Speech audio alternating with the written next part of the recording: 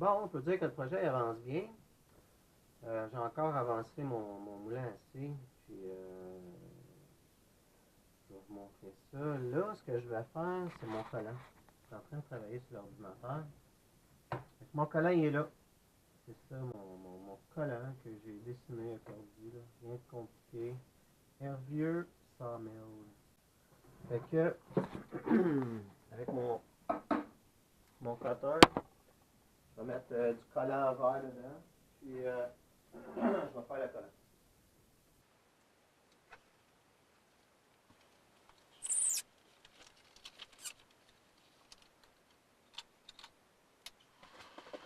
Bon, je sais pas si vous voyez ça. Mon collant est là. Comme ça. Ok, ça devrait me donner à peu près 13 pouces par 5 pouces. Je découpe.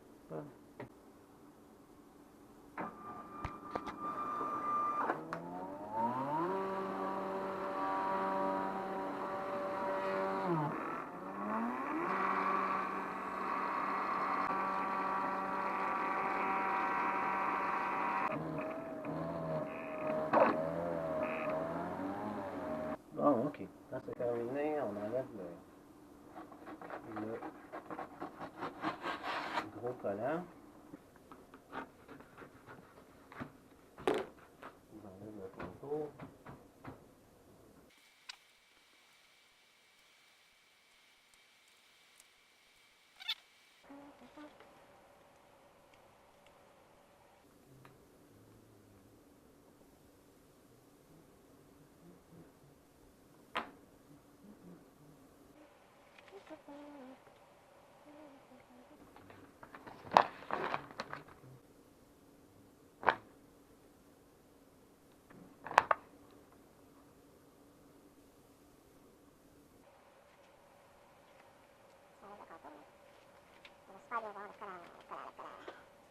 C'est ça.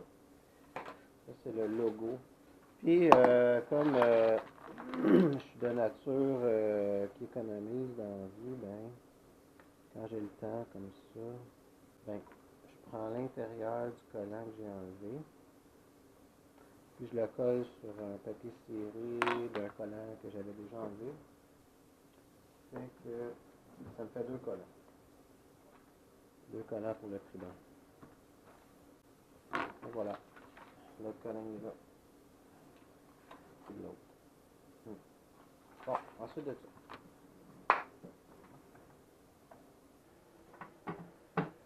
Transfert tape. Parce qu'un collant comme ça, c'est même pas le fun d'installer ça. Ok.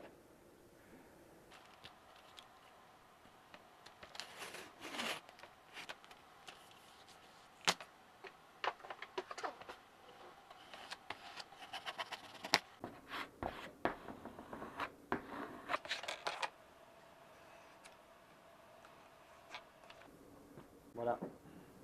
Et avec ça, ça va super bien. On décolle le transfert tape. Le collant vient avec. Le collant reste après le transfert tape. On colle le collant. Bon, ok. Là, je suis retour dans le shop. J'ai peinturé le projet au pinceau. Les collants que je vais poser. Probablement ici. Ok. Ce que j'ai fait, là, j'ai fait une poulie. J'ai fait une poulie en bois. En bois, ouais. C'est assez dur à croire, là, mais finalement, j'ai décidé de la faire en bois. Puis, je suis convaincu que ça va fonctionner parce que la poulie est très grande. Puis, la force est répartie à la grandeur de la poulie. Puis, le moulin il va être à l'abri. Puis, si vous vous demandez comment j'ai fait pour faire une poulie aussi parfaite en bois, j'ai coupé un rond à sauteuse. Parce que la sauteuse, ça s'en va comme ça, puis c'est loin d'être parfait. J'ai pris la skill, ça. Je l'ai fixé là. Puis, j'ai pris la lame. Puis là, elle était fixée. Puis là, je la rentrais un peu, je tournais. Je la rentrais un peu, je tournais le pneu avec la poulie de bois. Puis à un moment donné, je me suis ramassé avec une poulie qui était flat. Parfaite. Après ça, qu'est-ce que j'ai fait pour faire la groove? Dedans, j'ai pris une lame, comme ça. Mais comme elle ne fitait pas sur mon grinder, ben je l'ai ajusté avec mon tour à métal. Après, je l'ai mis sur le grinder. J'ai soudé une braquette ici que là j'ai enlevée. J'avais la lame en bois là-dessus. Puis là, je rentrais mon grinder comme ça avec la lame en bois. Puis là, je tournais le pneu. Je tournais. Après ça, je le déplaçais, je le déplaçais, je le déplaçais. J'ai réussi à faire une super belle groove. Franchement, là, pas mal content de ça. Là, j'ai pris du Lexan que j'ai trouvé dans les vidanges. Puis je l'ai coupé en deux, puis j'ai mis ça là-dessus. Ça va être mon garde. J'ai soudé des restants de métal là-dessus. Ça va être ça. J'ai installé mes guides, mais l'ajustement parfait, ça, je vais faire ça quand je vais couper, puis quand je vais être installé avec les rails. Là, il me reste les roues à poser, que j'ai pas posées encore. J'ai installé le tuyau avec ça. Bon, il va me rester la valve à ajuster. J'ai pris un bidon, j'ai mis des filets sur une fitting, puis ça va être mon bidon de lave-vite. Lave-vite finalement que je vais mettre là-dedans, pas de l'eau que Jocelyn m'a dit. Là, je l'ai peinturé, puis là, je suis prêt à mettre le collant.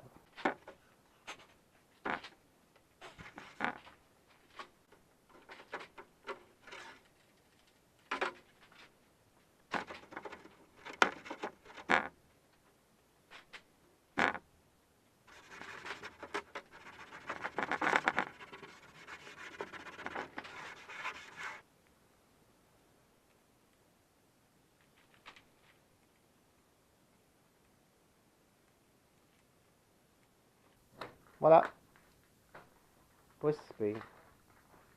Ça n'a pas coûté cher. Parfait. Si vous voulez un truc là, pour peinturer sur de la rouille, on prend la peinture anti-rouille, on enlève, mettons, une tasse, à peu près. On enlève une tasse de peinture. J'ai oublié de dire, par exemple, que j'enlevais une tasse de peinture, mais dans un gallon. Tu prends un gallon, tu enlèves de la peinture, puis qu'est-ce que tu enlèves? Tu mets en huile de lin, puis ça fait une peinture ultra résistante à la rouille. Ce qu'on a enlevé, on met de l'huile de lin bouillie dedans. On mélange ça comme il faut. Ça fait une peinture, là, c'est hallucinant comment que la rouille est plus capable de sortir à travers ça. Ça protège le métal, je dirais pas que ça tue la rouille, là, mais c'est incroyable. Par contre, ça fait pas une peinture très reluisante. Ça fait pas une super job, mais si vous voulez pas recommencer, là, ça protège. C'est incroyable. Regardez, ça fait luisant à quelques endroits, mais regardez ici, là. Regardez ici, j'en ai mis beaucoup trop, là. Regardez. Mais la peinture, elle reste comme, regardez, elle reste flexible. Ouais, elle est quand même lustrée. Mais ici, là, regardez ça, c'était tout rouillé. Moi, là, j'ai pas enlevé de rouille. J'ai pas enlevé zéro rouille. J'ai beurré ça par-dessus parce que ça, c'était pas une affaire que j'allais vendre. C'est pas quelque chose que j'ai fait pour un client. Moi, je suis pas un machiniste, là. Je fais ça pour le plaisir. C'est toutes des affaires.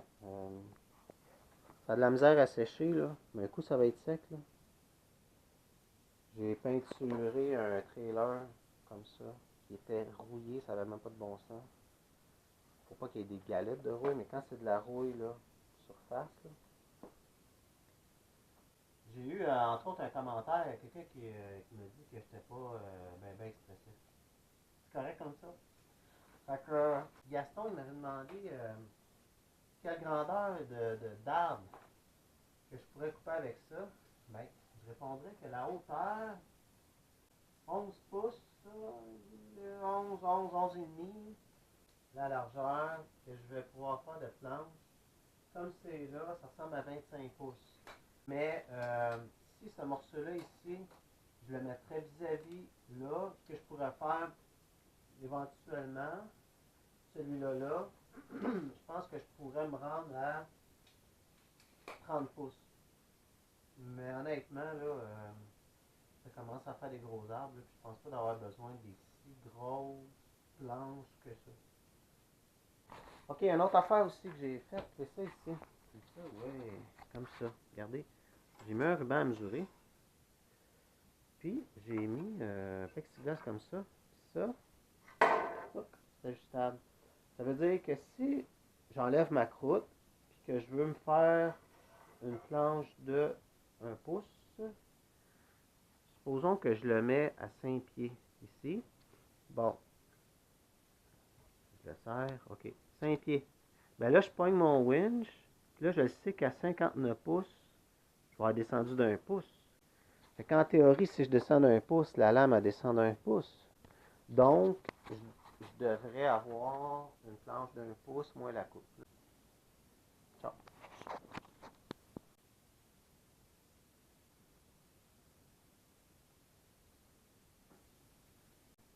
Là, c'est vrai, ben,